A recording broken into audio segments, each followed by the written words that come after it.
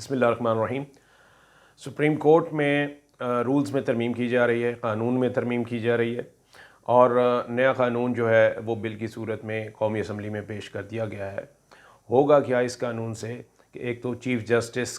Justice of Pakistan का जो सवाबदीदी इख्तियार था जिसमें वो अज़ ख़ुद नोटिस लिया करते थे, वो इख्तियार जो है वो ख़त्म किया जा रहा है। उनका सवाबदीदी इख्तियार ख़त्म किया जा रहा है। अज़ ख़ुद नोटिस लेने का इख्तियार ज़रूर मौजूद रहेगा, लेकिन ये अज़ ख़ुद नोटिस का जो लेने का जो इख्तियार है ये एक 3 रुकनी जजेस की कमेटी है उसको सौंपा जा रहा है। चीफ़ जस्टिस उस कमेटी के सरबराह होंगे और उस कमेटी के 2 रुकन जो हैं वो होंगे जो कि सुप्रीम कोर्ट के सीनियर तरीन जज होंगे। यानी आप यूँ समझे कि ये जो अब यानी ये उनकी अब सवाबदीद नहीं होगी अज़ ख़ुद नोटिस लेना चीफ़ जस्टिस की, बल्कि ये एक 3 रुकनी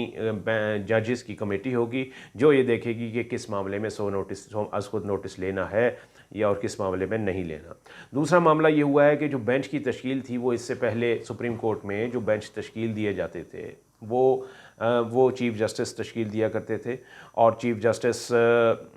जो था उनका ये एक किस्म का सवाबदीदी इख्तियार समझा जाता था सुप्रीम कोर्ट रूल्स के तहत कि वही जो जज जिस बेंच में जो भी केस किसको सौंप दें वही बेंच वही केस जो है वो सुना करता था। अब ये मामला जो है बेंचों की तश्कील वाला ये भी चीफ़ जस्टिस की सवाबदीद नहीं होगा, बल्कि ये भी 3 रुकनी कमेटी होगी जिसमें वही कमेटी जो कि अज़ ख़ुद नोटिस के मामला देखेगी, वही कमेटी जो है अब वो बेंच की तश्कील भी किया करेगी। यानी चीफ़ जस्टिस से ये 2 सवाबदीदी इख्तियार जो हैं वापस ले लिए गए हैं और ये कमेटी को सौंप दिए गए हैं और कमेटी जो है वो चीफ़ जस्टिस और जो सीनियर तरीन जजेस हैं यानी चीफ़ जस्टिस के बाद नंबर 2 और नंबर 3 जो जजेस होंगे सुप्रीम कोर्ट की सीनियरिटी में उनके ऊपर ये कमेटी होगी, मुश्तमिल होगी और वो इन दोनों मामलात को देखेगी। इसका एक तीसरा फ़ायदा जो हुआ है वो अवाम को हुआ है, अवामी मफाद में हुआ है। वो ये था कि जब अज़ ख़ुद नोटिस के मामलात में केस जो हैं वो बराह रास्त सुप्रीम कोर्ट में आ जाया करते थे,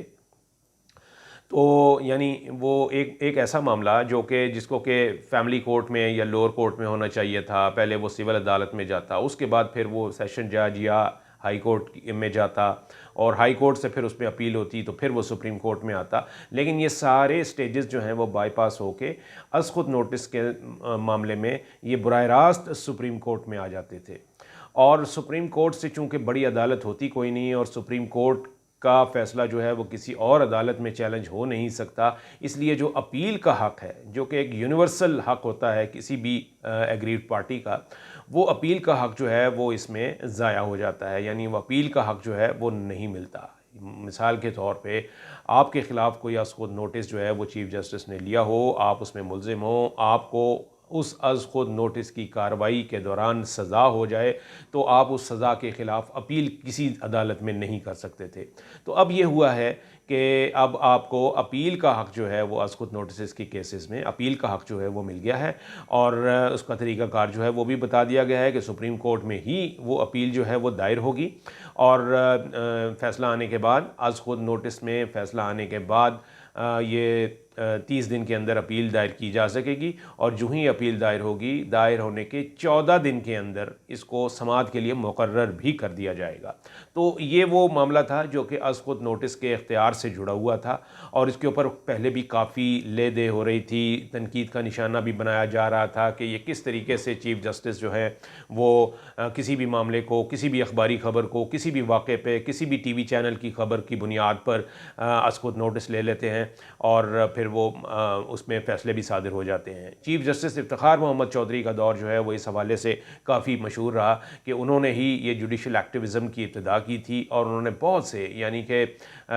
कि उनकी तादाद अगर देखा जाए तो वो दर्जनों नहीं सैकड़ों में जाएगी अगर उनके जो अज़ ख़ुद नोटिस की तफसील जो है वो डाटा जो है वो हासिल किया जाए। तो वो उस दौरान इसके ऊपर बहुत फिंगर रेजिंग भी हुई, इसके ऊपर तनकीद का निशाना बनाया गया कि चीफ़ जस्टिस जो है वो अपने इख्तियार का जो है वो सही इस्तेमाल नहीं कर रहे या मिसयूज़ कर रहे हैं उस अथॉरिटी को। तो उस वक्त से ये मामला था कि क्यों ये इख्तियार जो है इसको क्यों ना रेगुलेट किया जाए, ये सिर्फ चीफ़ जस्टिस तक महदूद ना रहे और क्योंकि आइन के अंदर और कानून के अंदर अज़ ख़ुद नोटिस लेने के इख्तियार से मुतालिक कोई चीज़ वाज़े नहीं थी। तो ये कहा जा रहा था कि अब ज़रूरत इस अमर की है कि इसके बारे में बाकायदा इस अख्तियार को रेगुलेट करने के लिए बाकायदा कानून साजी की जाए, आइन के अंदर, कानून के अंदर, और मुतलका जो सुप्रीम कोर्ट के रूल्स हैं उनके अंदर तरमीम की जाए, और ताकि ये वाला इख्तियार जो है वो रेगुलेट हो सके। तो इसी तरीके से बाद में जब इफ्तिखार चौधरी के बाद जब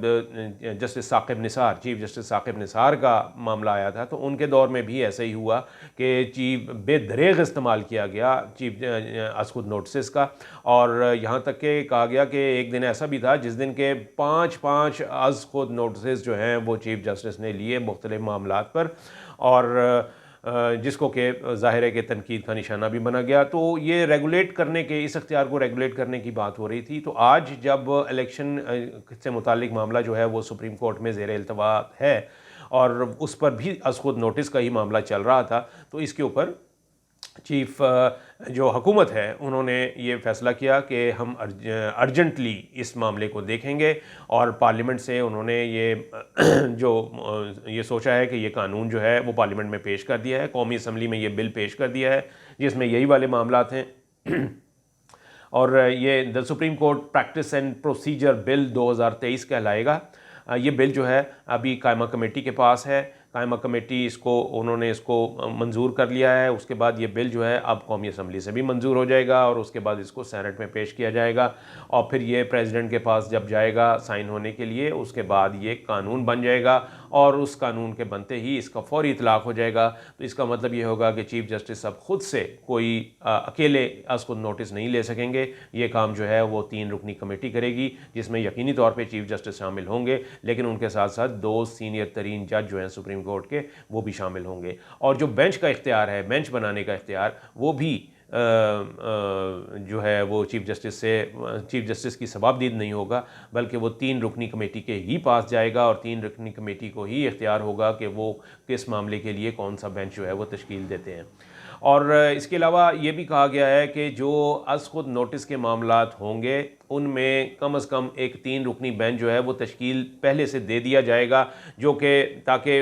ये भी मामला ना हो कि उसके लिए कौन से जजेस जो हैं वो बेंच में डाले जाएंगे, और किसको बेंच का हिस्सा बनाया जाएगा, किसको निकाला जाएगा। तो वो भी मुख्तस किया जा रहा है कि कम से कम 3 रुकनी बेंच जो है वो कौन सा होगा, और उसमें जो कि अज़-खुद नोटिस के मामला जो है वो सुना करेगा। दूसरा मामला ये कि जो इससे पहले भी ये हुआ कि ये बातें की जा रही थी कि चीफ जस्टिस की जो ये मामलात हैं रेगुलेट किए जाएं। इसमें देखें, अगर मौजूदा चीफ जस्टिस की मैं बात करूं, इस वक्त नुकसान कहा यह जा रहा है कि ये चीज़ जो है अब चूँकि जजेस के इख्तलाफात सामने आ रहे हैं, और जजों के ऊपर एक जुडिशरी के अंदर पोलराइजेशन की बात हो रही है कि कोई राइटिस्ट है, कोई लेफ्टिस्ट है, कोई एक धड़ेबंदी है, ग्रोहबंदी है। तो उस हवाले से ये कहा जा रहा था कि ये चीफ जस्टिस का ये इख्तियार जो है उनसे ले लिया जाए। तो अभी यकीनी तौर पे चीफ जस्टिस तो उमर अता बंदियाल हैं, लेकिन मैं बताता चलूँ कि ये वाली अमेंडमेंट, ये वाली कानून में तरमीम अगर पहले आई होती, ये इफ्तिखार चौधरी साहब के दौर में आई होती, तो फिर शायद उन्हें फ़र्क पड़ता, या इसका कोई बहुत ज़्यादा फ़ायदा होता, या ये अगर जस्टिस साकिब निसार के दौर में आई होती तो शायद उनको फ़र्क पड़ता। जस्टिस उमर अता बंदियाल को शायद इससे इतना ज़्यादा फ़र्क नहीं पड़ेगा, इसलिए कि उनका जो ट्रैक रिकॉर्ड है वो बताता है कि वो अज़-खुद नोटिस लेने के मामले में उन्होंने पहले ही रेस्ट्रेंट का मुज़ाहरा किया हुआ है। वो उनके क्रेडिट के ऊपर कोई अज़-खुद नोटिस जो हैं वो नहीं हैं। अगर रिसेंटली बात की जाए तो ये वाला जो केस है जिसमें कि इलेक्शन वाले मामले पे उन्होंने अज़-खुद नोटिस लिया, ये सन 2023 का पहला अज़-खुद नोटिस है जो उन्होंने लिया। और इससे पहले गुज़िश्ता साल भी अगर कोई काबिल ज़िक्र अज़-खुद नोटिस उन्होंने लिया था तो वो था जब कौमी असम्बली में रजीम चेंज वाला मामला आ रहा था। अदम इत्माद की तहरीक जो थी वो उसके ऊपर वोटिंग नहीं कराई जा रही थी, और एक ऐसी सूरत हाल थी जिसमें कहा जा रहा था कि आइन की खिलाफ वर्जी हो रही है। तो उस वक्त उन्होंने छुट्टी वाले दिन अज़-खुद नोटिस लिया था, इस केस को टेकअप किया था, इस केस के लिए बाकायदा बेंच तश्कील दिया था, और फिर रजीम चेंज के लिए उन्होंने फ़ैसला दिया था कि बाकायदा तौर पर जो डिप्टी स्पीकर की रूलिंग है उसको ख़त्म करके उन्होंने ये कहा था कि इसके ऊपर वोटिंग कराई जाए, और उन्हीं के हुक्म पर फिर ये वोटिंग हुई थी। तो उन जो काबिल ज़िक्र उनके पास अगर उनके कैरियर में देखा जाए तो सिर्फ 2 या 3 अज़-खुद नोटिस हैं जो उन्होंने लिए हैं, तो शायद उनको ज़्यादा फ़र्क नहीं पड़ेगा इस मामले से। लेकिन आने वाले दिनों में जब कोई एक्टिव चीफ जस्टिस आएगा जो कि प्रोएक्टिव अप्रोच के साथ आए, जैसे कि इफ्तिखार मोहम्मद चौधरी या जस्टिस साकिब निसार हुआ करते थे, तो वो उनके लिए यकीनी तौर पे ये एक मुश्किल फ़ैसला होगा कि वो किन मामलात में अज़ खुद नोटिस लेते हैं। क्योंकि मैंने बताया कि अज़ खुद नोटिस का लेने का जो मामला है वो इस वजह से भी तनकीद का मामला बना कि ये कहा जाता था कि चीफ जस्टिस जो हैं वो कोई भी अखबार पढ़ते हुए या टीवी देखते हुए उन्हें कोई चीज़ ऐसी लगे जिसके ऊपर के वो चाहते हैं कि ये मामला जो है वो उनके पास आए, तो वो उसके ऊपर नोटिस ले लिया करते थे। और यहाँ तक कि एक चीफ जस्टिस के बारे में तो ये भी कहा जाता था कि एक मखसूस अखबार और एक मीडिया हाउस में ख़बरें पहले चलवाई जाती थीं और उसके बाद फिर अगले दिन जब वो हेडलाइन लगती थी, उसी हेडलाइन के ऊपर उसी दिन सुबह के वक्त जो है वो चीफ जस्टिस अज़ खुद नोटिस ले लिया करते थे। और ये भी कहा जाता था कि कुछ दरख्वास्तें जो हैं वो दायर करवाई जाती थीं 184(3) के तहत अपने मनपसंद लोगों से, और वो मामला जो हैं वो अदालत में लाए जाते थे और फिर उनके ऊपर जो है वो कार्रवाई जो है वो की जाती थी। तो इन चीज़ों की वजह से इसके ऊपर, इस इख्तियार के ऊपर जो है वो कदगन जो है वो लगाई गई है। उसमें ये ज़रूर है, मैं ये फिर ये कहूँगा कि अगरचे ये कहा जा रहा है कि मौजूदा सूरत हाल में चूँकि इलेक्शन वाला मामला इस वक्त सुप्रीम कोर्ट में ज़ेर समाअत है और ये अज़ खुद नोटिस का ही नतीजा है, उसी के नतीजे में ये मामला जो है वो सुना जा रहा है। तो इसमें इस अज़ खुद नोटिस की कार्रवाई में ये है कि इसका तो फ़ैसला जो हो, लेकिन जैसे कि मैंने पहले बताया कि जस्टिस कहा यह जा रहा है कि ये जस्टिस उमर अता बंदियाल के ख़िलाफ़ जो है ये शायद ये लाई गई है ये तरमीम। ऐसा नहीं है, उनको ज़्यादा फ़र्क नहीं पड़ेगा, वैसे भी वो इस साल रिटायर होने जा रहे हैं। तो वो होगा ये कि जो आने वाले चीफ जस्टिस होंगे वो किस माइंडसेट के साथ आते हैं, जुडिशल एक्टिविज़म का दौर दोहराते हैं या नहीं, या